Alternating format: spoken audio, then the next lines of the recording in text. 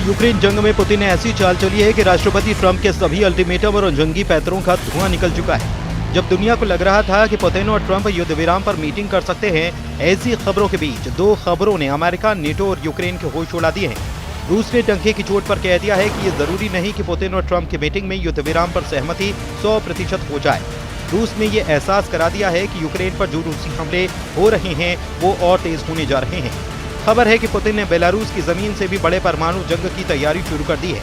हम आपको दिखाने जा रहे हैं कि कैसे ट्रंप और पुतिन की मीटिंग से ठीक पहले यूक्रेन डील की पूरी रिपोर्ट नेटो देश पोलैंड को पोलिश समाचार आउटलेट ओनेट में छापकर पूरी दुनिया में सनसनी फैला दी है।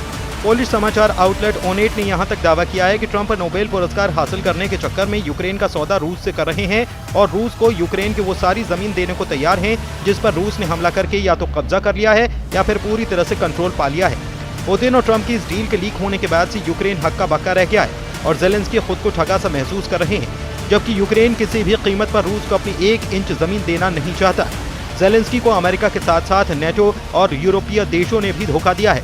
हम आपको पूरी खबर दिखा रहे हैं कि कैसे पुतिन ने ट्रंप की यूक्रेन बाजी को ही पलट कर रख दिया है। 1260 दिन से ज्यादा की जंग के बाद ऐसा लग रहा था कि ट्रंप का 8 अगस्त के अल्टीमेटम से पहले पुतिन ट्रंप के साथ पूरी तरह से मीटिंग के लिए तैयार हो जाएंगे, लेकिन अब खबर है कि पुतिन ने ट्रंप के साथ मीटिंग को लेकर बहुत ज्यादा जल्दबाजी न दिखाने का फैसला किया है।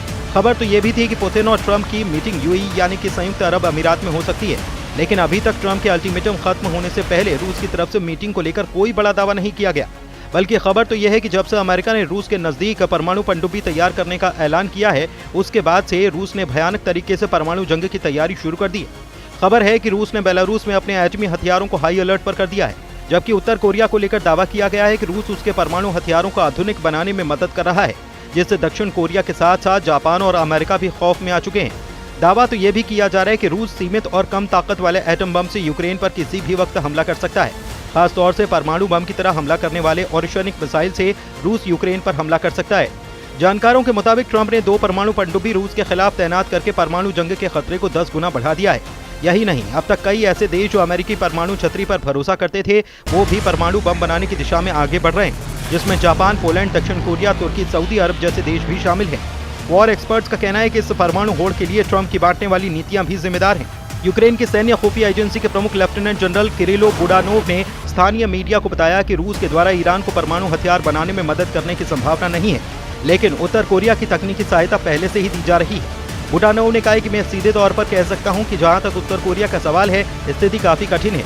सबसे पहले उत्तर कोरिया के पास पहले से ही परमाणु हथियार हैं, लेकिन रूसी संघ उसके परमाणु हथियार वाहक पोतों के आधुनिकीकरण में उसकी मदद कर रहा है। ये वास्तव में हो रहा है और अब खतरा कई गुना बढ़ चुका है। पिछले साल उत्तर कोरियाई नेता किम जोंग उन और रूसी राष्ट्रपति व्लादिमीर पुतिन ने एक रक्षा समझौते के जरिए सैन्य सहयोग को और बढ़ाया था, जिससे कि पश्चिमी देशों में चिंता बढ़ गई थी। हैरानी की बात तो यह है कि जो यूक्रेन समझ रहा है कि अमेरिका, नेटो यूक्रेन को हथियार इसलिए दे रहे हैं ताकि यूक्रेन रूस को हरा सके, वही देश अब यूक्रेन को धोखा देने में जुटे हैं। खबर तो यह है कि ट्रंप के विशेष सलाहकार स्टीव विटकॉफ ने जो युद्ध विराम का प्रस्ताव पुतिन को 75 घंटे पहले दिखाया था, वो अब लीक हो गया है। यूक्रेन के खिलाफ ट्रंप की पुतिन से सीक्रेट डील से जुड़े इस प्रस्ताव को जानकर आप भी हैरान रह जाएंगे। यूक्रेन के लिए एक गुप्त अमेरिकी युद्ध विराम प्रस्ताव, जिसे कथित तौर पर डोनाल्ड ट्रंप की टीम ने तैयार किया था, उसे मॉस्को को भेजा गया था। अब इसे पॉलिश मीडिया आउटलेट ओनेट के द्वारा लीक कर दिया गया। अमेरिका के करीबी और नेटो देश पोलैंड के पोलिश समाचार आउटलेट ओनेट के मुताबिक यूक्रेन के संबंध में एक अनुकूल अमेरिकी प्रस्ताव का विवरण प्राप्त हुआ है, जो मॉस्को में अमेरिकी राष्ट्रपति डोनाल्ड ट्रंप के विशेष दूत स्टीव विटकॉफ के साथ बातचीत के दौरान रूसी शासक व्लादिमीर पुतिन के सामने पेश किया गया था। पॉलिश समाचार आउटलेट ओनेट ने यूरोपीय प्रावधा से 7 अगस्त को गुप्त सूत्रों के हवाले से खबर छापी, जिसमें यह दावा किया गया कि हमें पता चला है कि मॉस्को को ट्रंप प्रशासन से एक बहुत ही अनुकूल प्रस्ताव मिला है, जो यूक्रेन डील से जुड़ा है। ओनेट के मुताबिक यूक्रेन में युद्ध विराम का प्रस्ताव तो है, लेकिन पूर्ण शांति समझौता नहीं, जैसा कि रूस चाहता था।